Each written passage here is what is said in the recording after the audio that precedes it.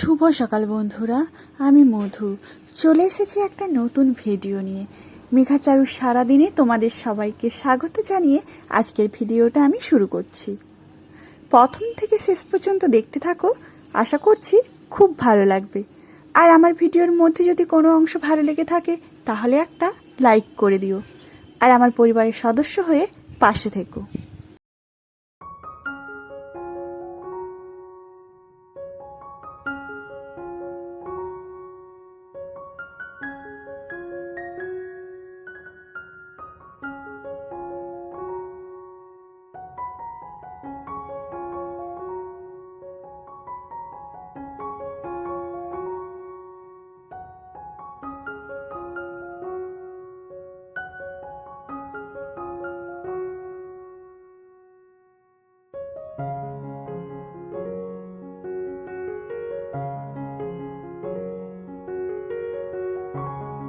জানো তো বন্ধুরা, আজকে শুক্রবার, আর আজকে তুলনামূলক অন্যান্য দিনের থেকে আজকে অনেকটাই তাড়াতাড়ি ঘুম থেকে উঠেছি। আর প্রচণ্ড গরম পড়েছে, আর সেই জন্য আর বেশি টাইম শুয়ে থাকাও যাচ্ছে না। মনে হয় একটু বেশি টাইম শোবো, কিন্তু এই যে অভ্যাস তাড়াতাড়ি ওঠা, জানি না কেমন ওই পাখির আওয়াজে না ওই মানে সূর্যের আলোতে ঘুম ভেঙে যায়। তো তাড়াতাড়ি করে ঘুম থেকে উঠে পড়েছি। আর তবে জানো তো, রাতের বেলা কিন্তু আমি রান্নাঘরের কাজগুলো কিন্তু আমি গুছিয়ে রাখি। ওই যে থালা বাসন ধোয়া, রাতের খাওয়ার তো সেরকম বেশি কিছু হয় না, আর বেশি থালা বাসনও থাকে না। রান্নাঘরটা যদি আমি পরিষ্কার করে রাখি না, তবে অনেকটাই এগোনো থাকে কাজ। আর তাড়াতাড়ি করে কিন্তু আমি ওদের মানে বাচ্চাদের খাবারগুলো আমি বসিয়ে দিতে পারি, আর টিফিন কি নিয়ে যাবে আমি সেগুলোও কিন্তু তাড়াতাড়ি করে নিতে পারি। আর যবে আমি রান্নাঘরের কাজটা করতে পারি না, সেই দিন মনে হয় যেন মাথার ওপরে অনেক চাপ। তবে আজকে আমার জন্য একটা ভালো হয়েছে, কি বলো তো, আজকে মেঘাচারুর বাবা আছে, তাই ওর বাবা ওদেরকে স্কুলে দিয়ে আসবে। ওদেরকে আমি 7টার সময় ঘুম থেকে তুলে জল বিস্কুট খাইয়ে পড়তে বসিয়েছিলাম, আর মেঘা তার আগে একটু গান করে প্র্যাকটিস করেছিল। আর ওদের দুজনকে তারপরে 9টা বাজার সাথে সাথে খাইয়ে দাইয়ে মানে একটু ভাত করেছিলাম, সেদ্ধ ভাত করেছিলাম, ডিম সেদ্ধ আলু সেদ্ধ ভাত করেছিলাম। ওদেরকে খাইয়ে স্নান করিয়ে তারপরে আমি স্কুলে পাঠিয়ে দিয়েছি ওর বাবার সাথে।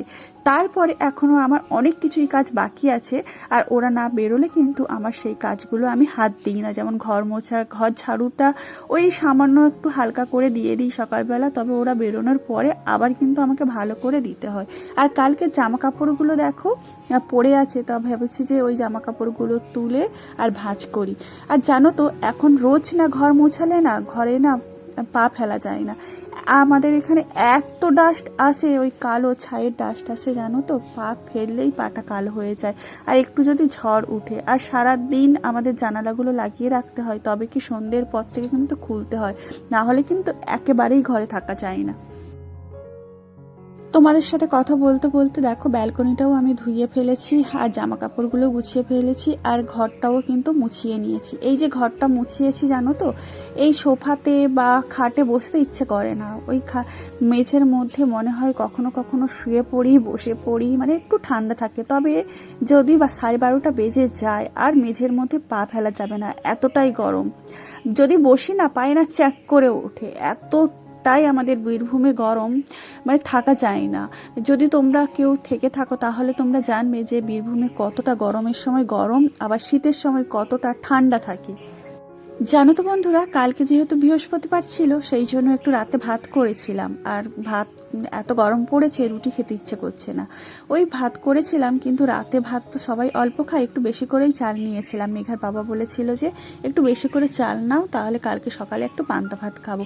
তো ওরা চলে যাওয়ার পরে দেখো আমরা পান্তা ভাত নিয়ে বসে পড়েছি। আর যদি চারু থাকে না, পান্তা ভাতেই বসে পড়ে। তাই ওরা চলে যাওয়ার পরেই কিন্তু ওদের হালকা ঠান্ডা লেগেছে। ওয়েদার এত গরম, তবু হালকা ঠান্ডা লেগে যাচ্ছে। বুঝতে পারছি না, মানে 15 দিন হয়তো বাচ্চাগুলো ভালো আছে, আর 15 দিন পরেই আবার সেম একই ঠান্ডা লেগে যাচ্ছে। তোমাদের বাড়ির বাচ্চাগুলোর কি এরকম হচ্ছে, না আমার বাড়ির বাচ্চাগুলো এরকম হচ্ছে? যদি তোমরা কেউ থাকো আমাকে একটু জানাও না, তোমাদের কি একই সেম প্রবলেম হচ্ছে?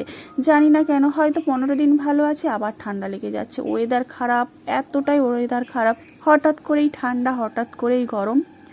এই কারণেই হচ্ছে, আমার মনে হচ্ছে এই কারণেই হচ্ছে, না অন্য কি কারণ থেকে হতে পারে, তোমরা সেটাও আমাদেরকে একটু যদি জেনে থাকো জানাও।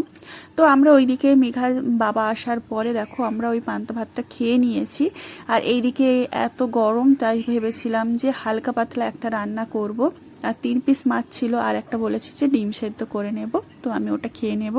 পটল দিয়ে হালকা জিরে বাটা দিয়ে ঝোল খেতে আমরা ভীষণই পছন্দ করি, তবে মেঘার বাবা অতটা পছন্দ করে না। তবে আমার 2 মেয়ে বেশি যেটা পছন্দ করে আমি সেটাই চেষ্টা করি করার, তারপরে বর যেটা পছন্দ করে শাক সবজি এগুলোই রান্না করার চেষ্টা করি। তবে আজকে মেঘার বাবা বলেছিল খাবে না, আমি সেই জন্য মানে ভুলেও গেছিলাম যে রান্না বসিয়ে দিয়েছিলাম। তারপরে ভেবেছিলাম যে আর কিছু বানাবো, যে বাকি রান্নাগুলো আমি করব বলে কেটেছিলাম, সেই রান্নাগুলো কিন্তু আমি আর করিনি। তো ওদের একটা নিমন্ত্রণ বাড়ি আছে, শুধু ছেলেরই মানে মেঘার বা চারুর বাবাদের নিমন্ত্রণ আছে, মানে বউ বাচ্চাদের কারো নিমন্ত্রণ নেই, শুধু ব্যাচেলার মানে খাওয়া দাওয়া হচ্ছে। তো সেই জন্য বাকি যে আমি সবজিগুলো কেটেছিলাম সেই সবজিগুলো কিন্তু রান্না করিনি। আর ডিমটাও কিন্তু আমি রান্না করলাম না, কারণ ডিমটা গরম, তো অতটা আমার করার ইচ্ছে ছিল না। তবু 3 পিস মাছ ছিল, তো ওর সাথে আমি একটা ডিম ভেবেছিলাম যে সেদ্ধ করে আমি রাখবো। ডিমটাও আমার সেদ্ধ করাও আর দরকার পড়লো না, আর এদিকে আমি সবজিও করলাম না শুধু। আর এই গরমে একটু স্যালাড কেটেছি, তবে আর টক দই যদি একটু রায়তা বানিয়ে দেয় না, তবে খেতে কিন্তু আমাদের আরও ভালো লাগে। আর এই রায়তাটা জানো তো মেঘার বাবা ভীষণই সুন্দর করে বানায়, আমার তো হেব্বি খেতে লাগে। আর নিজের হাতে বানালে যেন মনে হয় ওই টেস্টটা পাই না, জানি না, কিছু কিছু জিনিস না মনে হয় যে বর করলেই বেশি ভালো লাগে খেতে। তোমাদের সাথে কথা বলতে বলতে দেখো আমি 2 মেয়েকে নিয়ে খেতে বসে পড়েছি। তো ভিডিওটা এখানেই শেষ করছি, তোমরা ভালো থেকো, সুস্থ থেকো, আর দেখা হবে আমার পরবর্তী ভিডিওতে। আর আমার ভিডিওর মধ্যে যদি কোনো অংশ ভালো লেগে থাকে তাহলে একটা লাইক করে দিও, আর আমার পরিবারের সদস্য হয়ে পাশে থেকো। বাই।